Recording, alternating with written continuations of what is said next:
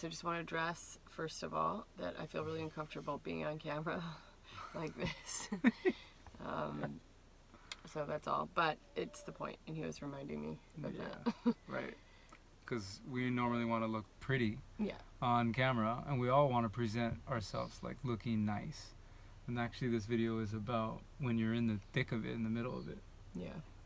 How to walk through it with the least amount of resistance. And so this is what it looks like just to be on the other side of trauma, right? But like a healing moment of trauma. And this is just what it looks like. So here I am, fully allowing myself to be seen by you and to share, because a lot of people ask us so many times, couples that we work with in the work that we do, right, how to walk through a trauma response in the moment when you're fully activated, and to do it in a way that is healing versus destructive or re-traumatizing or getting caught in that old cycle. And so it just happened, and it could have gone either way. It was like this fragile moment of like, okay, this can be profoundly healing, or this can be, we're going to blow up the spot, right? Oh, yeah. And this just happened like less than 10 minutes ago. Exactly. So we decided to, well, my beautiful wife decided we should do a video right now. And I said, yes, let's do it. So here we are. Here we are. So what happened? What did happen? How do we explain this in a short period of time? Okay. So life is going to present so many different opportunities and moments that we can choose to see the gift in them. We can choose to see why this circumstance is showing up and I'm having such a reaction to it. Or we can just keep moving about life. And we're really slowed down right now. We're on a bus and life is slow. And so there's a lot more space to sit with feelings and to be with things. Our relationships with our kids have brought up some of the most triggering things in our lives, because it represents for us a moment in time that, you know, for our own childhood, right? And so something we just keep working through. It's been the four of us on our bus, the boys and the two of us, and now we have our daughter as well, which is such a gift. We've been so excited about this. I mean, just out of our minds. And it brings up more things to look at. That's right. And that's what happened. That's what we were faced with, because what comes up is that I got more frustrated with all three of them being here, and maybe the nervousness of like the dynamic between all of us, and some of my own childhood wanting to protect my sense of self, you know, as a kid. It's kind of hard to put into words, but that's more of what happened to me in my experience. But maybe you might want to share it. Yeah, just, you know, I woke up to a feeling like the kids were being shamed or judged or spoken to in a way that really triggers my experience as a kid, which was, you know, being yelled at, being shamed, feeling backed into a corner and not being able to get out. And so we are going through learning the times tables with our daughter, and Rudy was working with her, and from my perceived reality, what was happening was something very similar to what I experienced as a kid, right? She was crying, she couldn't get it, he was being whatever he was being, and to me, I was seeing it from the lens of my little girl.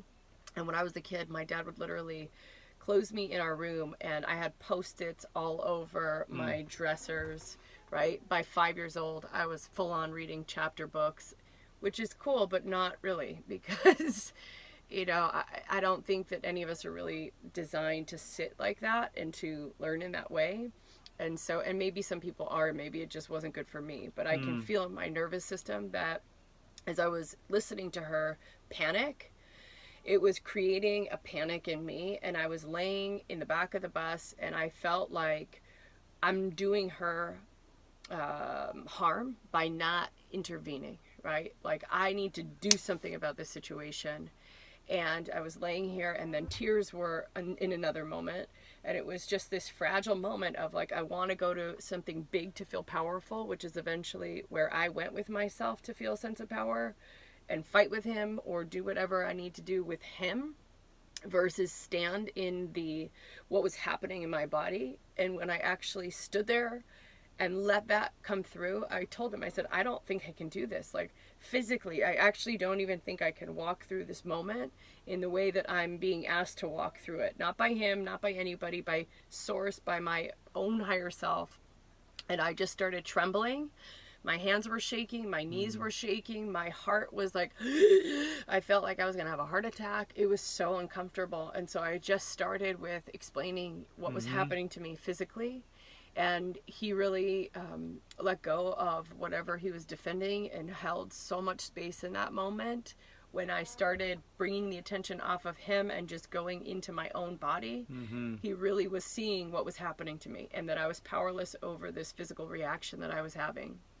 And so I just started trembling, and then I started crying, and then it was like that kid had a moment to actually process some of the stored trauma that's been in my psyche, in my body, physically, in all of those places. And then, you know, it was so beautiful. It was really beautiful. And just to complete what she was able to do for herself, she came in the room by herself and just allowed that to complete. So she cried more, she shook out maybe some of it out of her body, and kind of came back to herself, you know. So she had a full kind of cycle of allowing like what somatic work does, like a lot of healing. You can do healing in any moment if you allow it, especially if it's stored in the body.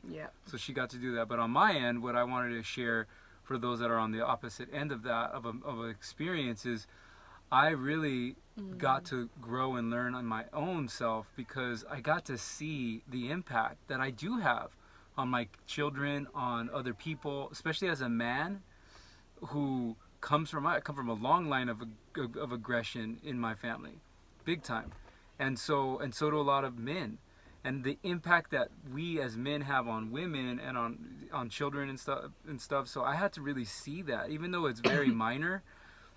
In the big scheme of things, I got to see the collective experience, and it healed something in me. It helped me soften my own heart and realize, like, when I get frustrated with kids or my wife, I have an impact on them.